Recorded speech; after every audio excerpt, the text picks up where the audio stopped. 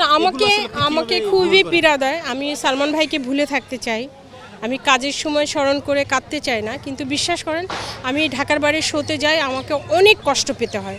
কারণ সালমান ভাইয়ের কথাটা জিজ্ঞেস করে, দিলদার ভাইয়ের কথা জিজ্ঞেস করে, আমি ভুলে থাকতে চাই, কিন্তু মানুষগুলো না অনেকে আসে বলে কি জানেন আপু, আমরা শো দেখতে আসিনি, শুধু আপনার কথা শুনে এসছি, আপনাকে জিজ্ঞেস করব সালমান ভাই আসলেই দেখতে কত সুন্দর ছিল, আসলে এরকম সুন্দর ছিল।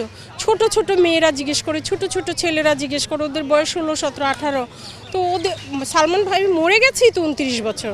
তো আমি বলছি, বাবা তোমরা যে প্রশ্ন করো, তোমরা কি ভাইয়াকে দেখেছো, ছবি দেখেছো? বলে না, তার কথা শুনেছি, সে এত সুন্দর ছিল, এই ছিল, আসলে কি সত্যি? সে হ্যাঁ সত্যি। তখন ভাবি যে আসলে ওরা তো সালমান ভাইয়ের বাচ্চার সমান, আমারও যদি বাচ্চা হতো ওদের সমান হয়ে যেত, মানে ওই সময়। তো ওরাও ভাইয়াকে মনে রেখেছে, মানে ওরা আমাকে বলে, আপু আমরা শো দেখতে আসিনি, শুধু আপনার সাথে এই কথাগুলো বলতে এসেছি। সত্যি সত্যি ওরা এই কথাগুলো বলে না চলে যায়, ওরা শো দেখে না।